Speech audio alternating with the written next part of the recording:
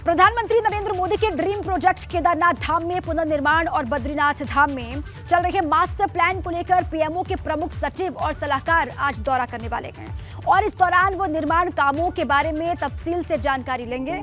दोनों ही धामों में पीएम मोदी के ड्रीम प्रोजेक्ट के तहत काम चल रहा है। पीएमओ के प्रमुख सचिव और सलाहकार अमित खरे के साथ मुख्य सचिव सुखबीर सिंह संधू भी मौजूद रहेंगे। मुख्य सचिव दोनों धामों में निर्माण कार्यों की प्रगति को देखेंगे और प्रगति रिपोर्ट के बारे में जानकारी देंगे।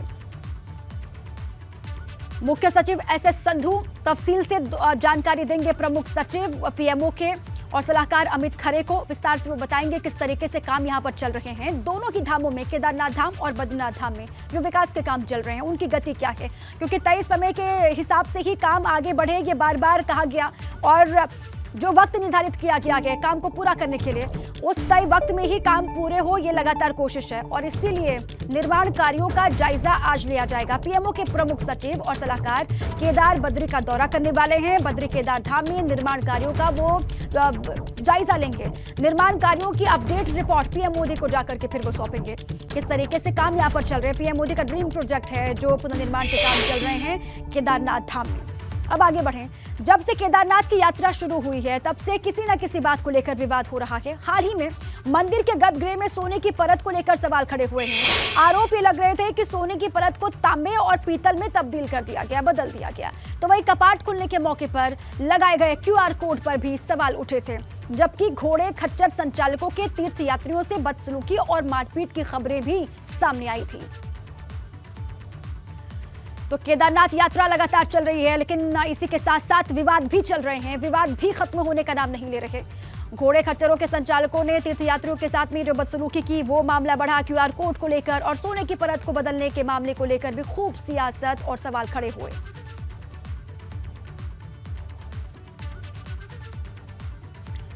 जो व्यवस्थाएं यहां पर चल रही हैं उससे भी ये कहा जा रहा है, उनको लेकर भी सवाल खड़े हो रहे हैं। मंदिर समिति पर सवाल उठाए जा रहे हैं। केदारनाथ की यात्रा चल रही है और विवाद भी आप कह सकते हैं कि साथ साथ चलते हुए दिखाई दे रहे हैं। केदारनाथ धाम में सोना लगाने को लेकर अब कांग्रेस भी सवाल खड़े कर रही है। कांग्रेस के पूर्व प्रदेश अध्यक्ष गणेश गोदियाल ने सोने को लेकर फैल रही अफवाहों पर मंदिर समिति से जवाब मांगा। गोदियाल ने कहा कि 2005 में भी 50 किलो सोना बद्रीनाथ धाम में चढ़ाया गया था, जिसकी परत भी उसी तरीके से तांबे की दिखाई दे रही है, जैसा कि केदारनाथ धाम से सूचनाएं सामने आ रही हैं। कांग्रेस ने मंदिर समिति से जवाब मांगा है। मंदिर समिति ने जो पहले 230 किलो का प्रचार किया कि 230 किलो सोने से काम किया जा रहा है और अब 23 किलो बताया, तो एक शून्य मतलब ये एक शून्य कैसे कम हो गया, इसका मंदिर समिति जवाब दे। मंदिर समिति ने उस सोने को सोना मलबा के रूप में अपने स्टॉक रजिस्टर में अंकित किया है, दर्ज किया है। उन्होंने किस आधार पर उस सोने को अपने स्टॉक रजिस्टर में अंकित किया, जबकि उनको सोना न तो दिया गया। उनका कहना है कि वो तो सीधा उस दानदाता ने स्वयं ही उसका काम किया, स्वयं लगाया।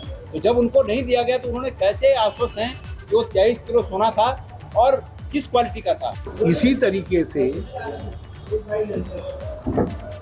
जो भी सवाल करेगा, मान लिया कहीं कोई ठेकेदारी में कम गड़बड़ हो रही है और सारे ठेकेदारी के काम हो रहे हैं बद्रीनाथ केदारनाथ दूसरी जगह जो है, यदि उन पर सवाल करेंगे तो इसका मतलब होगा बद्रीनाथ जी पर सवाल उठा दिया। केदारनाथ जी में बहुत सारे काम हो रहे हैं, उन पर सवाल कोई उठाएगा, कोई मीडिया वाला उठाएगा तो कल क्या वो आस्था पर सवाल उठाएगा।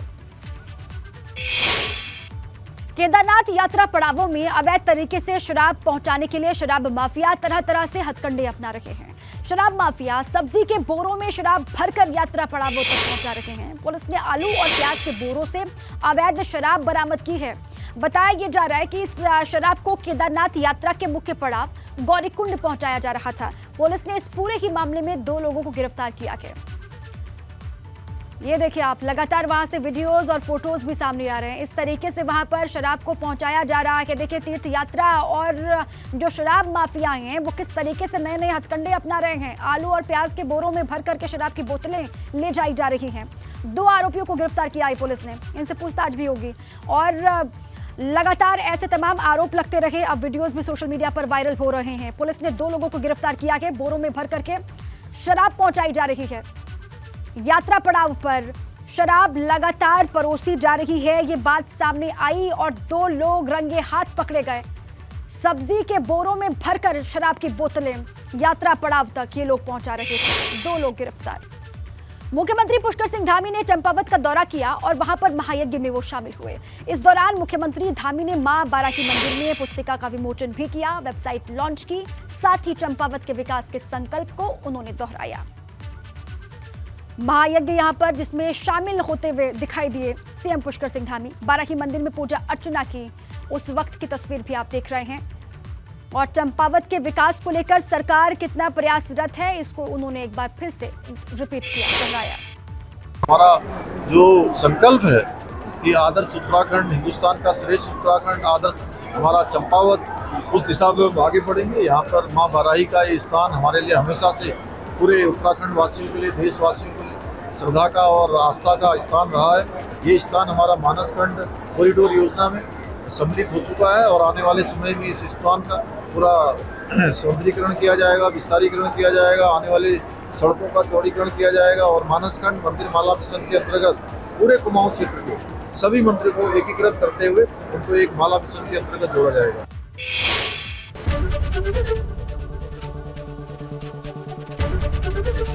एबीपी गंगा, खबर आपकी, जुबान आपकी।